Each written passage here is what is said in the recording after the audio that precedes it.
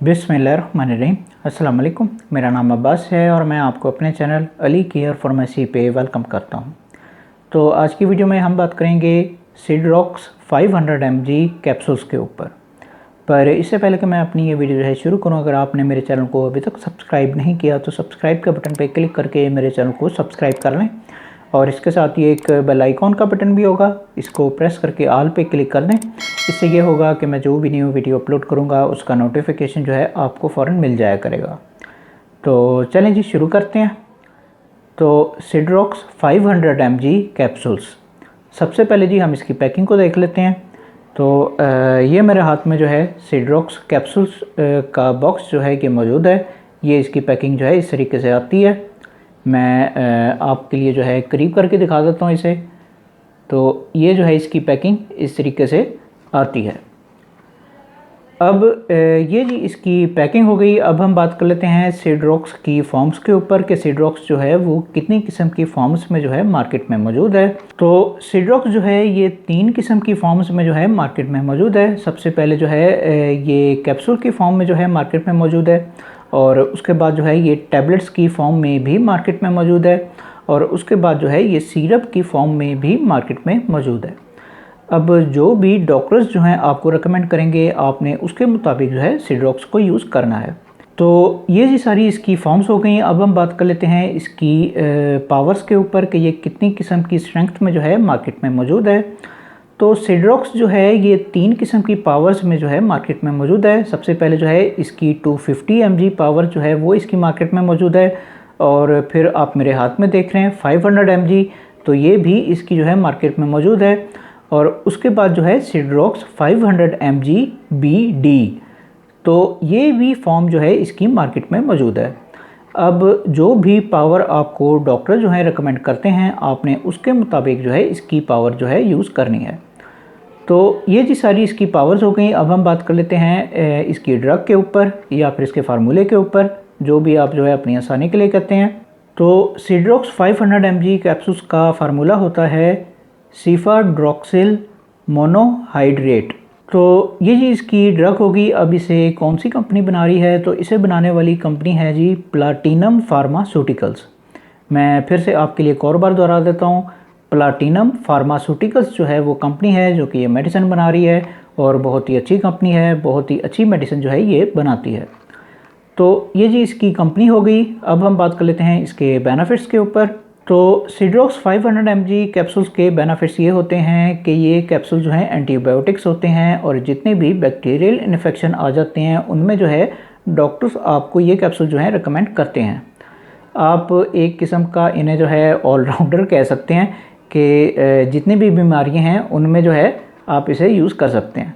अब इस पर ज़रा तफसील से बात कर लेते हैं। तो सबसे पहले जी अगर आपको किसी भी किस्म का बुखार वगैरह हो रहा है, जैसे कि आम बुखार होता है या फिर टाइफाइड होता है या मलेरिया होता है, तो अगर आपको किसी भी किस्म का बुखार वगैरह हो रहा है तो उस हालत में जो है डॉक्टर्स आपको ये कैप्सूल जो है रेकमेंड करते हैं, आप इन कैप्सूल्स को यूज़ कर सकते हैं। उसके बाद जो है अगर आपको किसी भी किस्म का कोई भी बैक्टीरियल इन्फेक्शन हो रहा है, जैसे कि कान में कोई इन्फेक्शन हो जाता है या इसी तरीके से नाक में कोई इन्फेक्शन हो जाता है या मुंह के अंदर कोई इन्फेक्शन हो जाता है, जैसे कि दाढ़ वगैरह का दर्द वगैरह हो जाना, और इसी तरीके से गले में अगर आपके कोई इन्फेक्शन हो जाता है या छाती में हो जाता है जैसे कि बलगम वगैरह हो जाना या गला ख़राब वगैरह हो जाना, इसी तरीके से मैदे में या आंतों में कहीं भी अगर आपके किसी भी किस्म का कोई भी बैक्टीरियल इन्फेक्शन हो रहा है तो फिर उस हालत में जो है डॉक्टर्स आपको ये कैप्सूल जो है रेकमेंड करते हैं, आप इन कैप्सूल्स को यूज़ कर सकते हैं। उसके बाद अगर आपको कोई एलर्जी वगैरह हो जाती है तो बाज़ों का जो है अगर एलर्जी ठीक होने में नहीं आ रही होती तो फिर डॉक्टर्स जो हैं आपको किसी एंटी एलर्जी टैबलेट के साथ मिला के जो है ये कैप्सूल जो है रेकमेंड करते हैं, आप इन कैप्सूल्स को यूज़ कर सकते हैं। उसके बाद अगर आपको कोई इंजरी वगैरह हो जाती है, यानी कि अगर आपको कोई ज़ख़म वगैरह हो जाता है तो बाज़ों का जो है उसमें इन्फेक्शन होने का ख़तरा होता है, तो बाज़ों का जो है डॉक्टर उस हालत में भी आपको जो है ये कैप्सूल जो है रेकमेंड करते हैं ताकि आपको इन्फेक्शन से बचाया जा सके। उसके बाद अगर आपका कोई सीरियस किस्म का कोई ऑपरेशन वगैरह हुआ है तो बाज़ों का जो है उस ऑपरेशन में भी इन्फेक्शन होने का ख़तरा होता है, तो बाज़ों का जो है उस हालत में भी डॉक्टर जो हैं आपको ये कैप्सूल जो है रेकमेंड कर देते हैं आप इन कैप्सूल्स को जो है उस हालत में यूज़ कर सकते हैं ताकि आपको कोई बैक्टीरियल इन्फेक्शन जो है वो ना हो। बस आपने जो भी करना है वो डॉक्टर के मशवरे से करना है। तो ये सारे जो हैं इसके बेनिफिट्स हो गए। अब हम बात कर लेते हैं इसके यूजेस के ऊपर। तो सिड्रोक्स 500 mg कैप्सूल्स के यूजेस ये होते हैं कि इन कैप्सूल्स को जो है वो 18 साल से ऊपर के लोग जो हैं यूज़ कर सकते हैं। उसके बाद एज की कोई लिमिट नहीं है, जिस मर्जी एज के लोग जो हैं इन कैप्सूल्स को यूज़ कर सकते हैं। बस मैं हमेशा की तरह आपको वही नसीहत करूँगा कि आपने जो भी करना है वो डॉक्टर के मशवरे से करना है। बराए मेहरबानी खुद डॉक्टर ना बने, डॉक्टर को अपना काम करने दें। जब तक डॉक्टर आपको ये कैप्सूल जो हैं लिख के नहीं देते उस वक्त तक आप इन कैप्सूल्स को जो है यूज़ ना करें। खुदा अपने आप पे और अपने प्यारों पे रहम किया करें। डॉक्टर के मशवरे के बगैर कोई भी मेडिसिन जो है यूज़ ना किया करें। अब अगर आपकी समझ में आ जाए तो अच्छी बात है जी। तो ये सारे जो हैं इसके यूजेस हो गए। अब हम बात कर लेते हैं इसकी डोजेस के ऊपर। तो सिड्रोक्स 500 mg कैप्सूल्स की डोजेज जो हैं वो आपकी बीमारी के ऊपर जो है डिपेंड करती हैं। जिस तरह की आपकी बीमारी होगी उसके मुताबिक जो है डॉक्टर्स आपको इसकी डोजेज जो है रिकमेंड करेंगे। अब इसकी नॉर्मल डोज जो है वो दिन में 2 मरतबा यानी कि ट्वाइस अ डे के तौर पे जो है डॉक्टर्स आपको इसकी डोजेज जो है रिकमेंड करते हैं। दूसरा ये कि आपने इन कैप्सूल्स को जो है वो खाना खाने के बाद जो है यूज़ करना होता है, यानी कि आप इसे जो है खाली पेट जो है यूज़ नहीं कर सकते।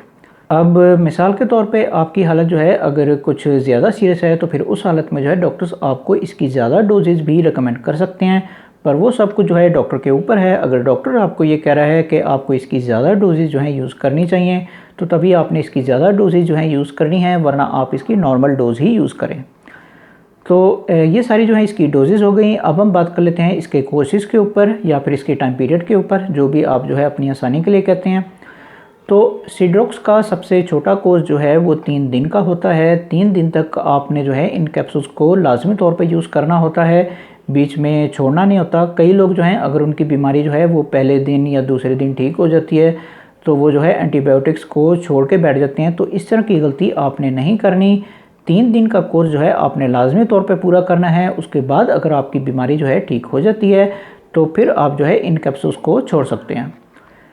उसके बाद आपने जो है 3 दिन तक इन कैप्सूल्स को जो है वो लाजमी तौर पे यूज़ किया है, लेकिन फिर भी आपकी बीमारी जो है ठीक नहीं हो रही है, तो फिर इसका सेकंड कोर्स जो है वो 5 दिन का होता है। 5 दिन तक आपने इन कैप्सूल्स को जो है वो लाजमी तौर पे यूज़ करना है। उसके बाद अगर आपकी बीमारी जो है ठीक हो जाती है तो फिर आप जो है इन कैप्सूल्स को छोड़ सकते हैं। उसके बाद आपने जो है इन कैप्सूल्स को 5 दिन तक भी मुसलसल यूज़ किया है, लेकिन फिर भी आपकी बीमारी जो है ठीक नहीं हो रही है, तो फिर इसका मैक्सिमम कोर्स जो है वो 7 दिन का होता है। 7 दिन तक आपने इन कैप्सूल्स को जो है वो लाजमी तौर पे यूज़ करना है, बीच में छोड़ना नहीं है। 7 दिन के बाद अगर आपकी बीमारी जो है ठीक हो जाती है तो फिर आप जो है इन कैप्सूल्स को छोड़ सकते हैं। अब मिसाल के तौर पे आपने 7 दिन तक मुसलसल इन कैप्सूल्स को जो है यूज़ कर लिया है, लेकिन फिर भी आपकी बीमारी जो है ठीक नहीं हो रही है, तो फिर मैं आपको रिकमेंड ये करूँगा कि आप डॉक्टर से मशवरा करें।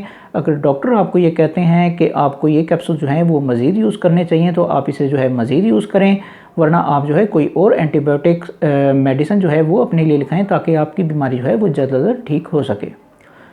तो ये सारे जो हैं इसके कोर्सेज़ हो गए। अब हम बात कर लेते हैं इसके कॉन्ट्राइंडिकेशंस के ऊपर या फिर इसके प्रिकॉशंस के ऊपर, यानी कि वो लोग जो कि इन कैप्सूल्स को जो है यूज़ नहीं कर सकते। तो सबसे पहले जी, अगर आपको इसके फार्मूले से किसी किस्म की एलर्जी है तो फिर उस हालत में जो है आप इन कैप्सूल्स को जो है यूज़ नहीं कर सकते। उसके बाद अगर आपको कोई सांस वगैरह के मसले मसाइल रहते हैं, यानी कि आपको दमा है या आपको सांस लेने में मुश्किल होती है, तो फिर उस हालत में भी आप जो है इन कैप्सूल्स को यूज़ नहीं कर सकते।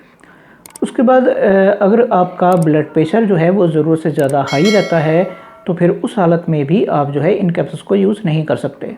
उसके बाद अगर आपको गुर्दों वगैरह के कोई मसले मसाइल हैं, यानी कि गुर्दों वगैरह में कोई पथरी है या इस तरह का कोई और मसला जो है आपके साथ चल रहा है, तो फिर उस हालत में भी आप जो है इन कैप्सूल्स को यूज़ नहीं कर सकते। उसके बाद जो है अगर आपको लीवर के यानी कि जिगर के अगर आपको कोई मसले मसाइल जो हैं वो आपके साथ चल रहे हैं, यानी कि जिगर आपका ठीक तरीके से खून नहीं बना रहा है या इस तरह का कोई और मसला जो है आपके साथ चल रहा है, तो फिर उस हालत में भी आप जो है इन कैप्सूल्स को यूज़ नहीं कर सकते। उसके बाद जो है हम फीमेल्स की तरफ आ जाते हैं। तो ऐसी फीमेल्स जो कि छोटे बच्चों को दूध पिला रही हैं तो बेहतर है कि वो भी इन कैप्सूल्स को जो है यूज़ ना करें, और अगर करना ज़रूरी ही है तो पहले डॉक्टर से मशवरा लाजमी तौर पे करें, उसके बाद जो है आप इन कैप्सूल्स को यूज़ कर सकती हैं।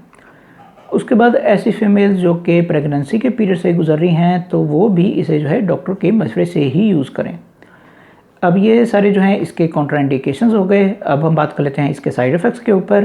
तो सिड्रोक्स 500 mg कैप्सूल्स के साइड इफ़ेक्ट्स जो हैं वो ज़्यादातर नोटिस करने में नहीं आते, लेकिन इसका मतलब ये नहीं है कि इसके साइड इफ़ेक्ट्स जो हैं वो मौजूद नहीं हैं।